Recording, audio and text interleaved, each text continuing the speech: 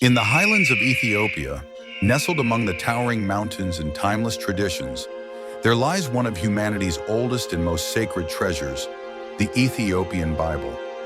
Older than many of its counterparts and steeped in a rich tapestry of African spirituality, the Ethiopian Bible has long been a source of mystery, reverence, and wonder. But what makes it so unique? To answer that, we must journey through time, back to an ancient kingdom where faith, culture, and history intertwine to create a living legacy of divine words.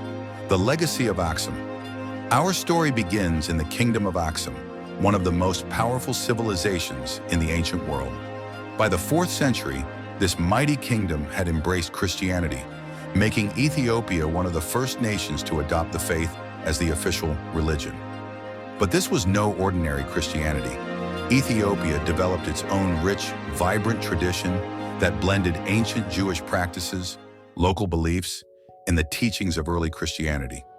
The Ethiopian Bible, known as the Meshafe Kudus, became the bedrock of this spiritual and cultural fusion. Unlike the Western Bibles, which typically consist of 66 books, the Ethiopian Bible is much larger. It contains up to 88 books, including ancient texts long forgotten by the rest of the Christian world. Among these are the Book of Enoch, the Shepherd of Hermas, and Jubilees, all revered and held as scripture by Ethiopian Christians.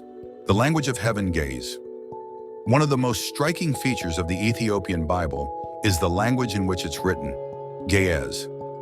An ancient Semitic language, Ge'ez was once spoken throughout Ethiopia and Eritrea. Today it survives only in religious texts and liturgy, giving it an air of mystery, almost as though it were a sacred tongue reserved for heavenly communication. The art of copying and preserving these ancient manuscripts was an act of devotion.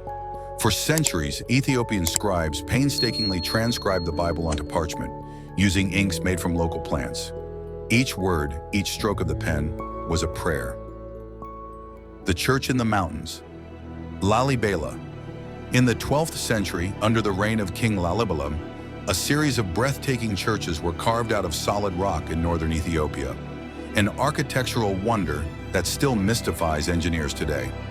Legend has it that angels descended from heaven to help build these magnificent structures, which were designed as a new Jerusalem for Ethiopian Christians who longed to make a pilgrimage to the Holy Land. It is within these stone walls that the Ethiopian Bible found its spiritual home, enshrined and revered in rituals that have continued unchanged for centuries. But beyond the physical splendor of the Bible itself, there lies a deeper spiritual significance. The Ethiopian Church sees the Bible not just as a historical document, but as a living, breathing connection to God and the ancestors. Its texts are sung in vibrant hymns, and its stories are brought to life through the grand festivals of Timkat and Meskel. The Queen of Sheba and the Ark of the Covenant. No story of the Ethiopian Bible is complete without mentioning Ethiopia's deep connection to the ancient Israelites. According to Ethiopian tradition, Queen Makeda, better known as the Queen of Sheba, visited King Solomon in Jerusalem. Their union resulted in a son, Menelik I, who would become the first emperor of Ethiopia. But that's not all. Ethiopian legend holds that Menelik, upon reaching adulthood, traveled to Jerusalem and brought back with him the most sacred of treasures, the Ark of the Covenant containing the 10 Commandments. To this day, the Ethiopian Orthodox Church claims to house the Ark in the Church of St. Mary of Zion in Aksum, guarded by a single monk who is forbidden to leave the grounds. This connection to the Ark solidifies Ethiopia's place not only in the history of Christianity, but also in the broader narrative of biblical history. In Ethiopia, the Bible is seen as both a Christian and Jewish document, a unique bridge between two great faiths, a living faith. The Bible today. Though centuries have passed, the Ethiopian Bible remains a living force in the daily lives of millions.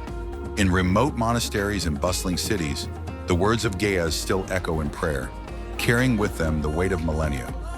During the great festivals, thousands of believers gather to witness the tablet, a replica of the Ark of the Covenant, paraded through the streets, draped in colorful cloths and accompanied by joyful song. This act is not just a celebration of the past, but a reaffirmation of a faith that has survived countless challenges. foreign invasions, internal strife, and the passage of time itself. To hold the Ethiopian Bible in your hands is to hold history, faith, and culture all at once. It is more than just a book. It is a symbol of resilience, devotion, and the unbreakable link between heaven and earth. And while many of its stories and teachings may be familiar to those outside of Ethiopia, there is something undeniably unique about the way they have been preserved, cherished, and lived. The Ethiopian Bible stands as a testament to the power of faith and the enduring spirit of a people who, for thousands of years, have looked to its sacred pages for guidance, strength, and hope. It is not just a relic of the past, but a living testament to the eternal power of the written word, woven deeply into the heart of a nation and its people.